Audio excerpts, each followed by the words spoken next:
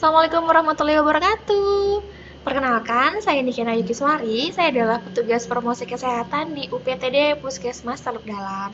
Pada kesempatan kali ini, saya akan berbagi informasi pada teman-teman semua tentang tema yang saat ini sedang hot news di lingkungan kita, yaitu new normal. Langsung saja kita masuk ke topik pembahasan yang pertama. Ada satu hal penting yang harus Anda pahami tentang penyebaran dari corona. Novel coronavirus atau COVID-19 merupakan keluarga besar virus yang menyebabkan penyakit pada manusia dan hewan yang berasal dari Wuhan di kota Cina. Kemudian, pengertian dari new normal sendiri adalah perubahan perilaku dalam masyarakat untuk melakukan segala aktivitas atau adaptasi baru untuk hidup berdampingan dengan COVID-19. Karena kita tahu saat ini pasti teman-teman juga udah bosan karena berbulan-bulan di rumah, gak bisa berkumpul dengan teman-teman. Jadi mulai saat ini kita harus menjalankan aktivitas baru atau beradaptasi untuk hidup berdampingan dengan COVID-19 atau virus corona ini. Kemudian, cara penularan dari novel coronavirus adalah menyebar melalui air liur atau droplet dari penderita yang masuk ke mata, hidung, ataupun mulut yang orang sehat.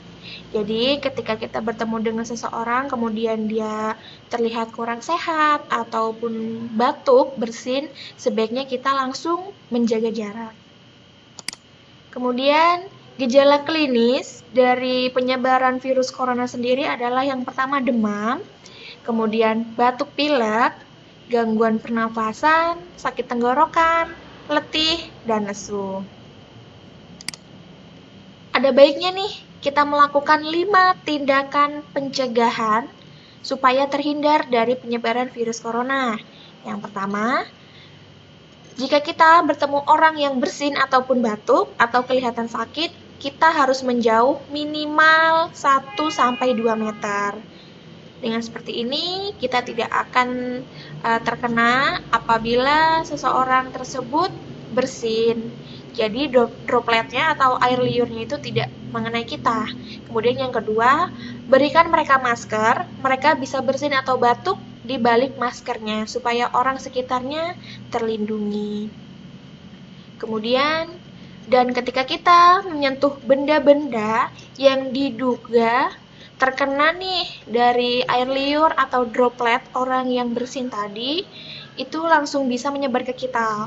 Oleh karena itu, ketika kita merasa tangan kita kotor, kita usahakan untuk tidak menyentuh bagian mata, bagian wajah, hidung, ataupun mulut, karena kita dapat menyebarkan virus tersebut tanpa kita sadari.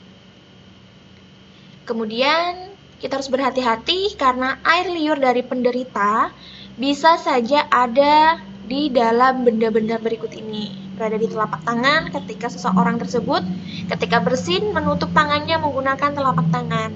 Kemudian setelah menutup mulut menggunakan telapak tangan, membuka pintu dan tanpa sadar memegang gagang pintu. Otomatis virus yang dari air liur tadi berpindah ke telapak tangan dan berpindah ke gagang pintu. Bisa juga di pegangan bus atau kereta, tetapi karena di daerah kita tidak ada bus atau kereta, bisa saja di kendaraan-kendaraan seperti mobil ataupun motor. Nah ini nih anak sekolah biasanya itu pulpen. Pulpen ini rentan sekali karena teman-teman pasti sering nih pinjam-pinjaman pulpen sama teman-temannya. Kemudian mouse kalau kita menggunakan komputer ataupun laptop, sumpit ketika kita makan, gelas, gadget. Gadget ini adalah media yang paling rentan karena tangan kita pasti langsung memegang dari gadget ini karena mengingat kita sendiri tidak bisa terlepas dari gadget. Kemudian pegangan tangga, kemudian di bagian luar masker kita.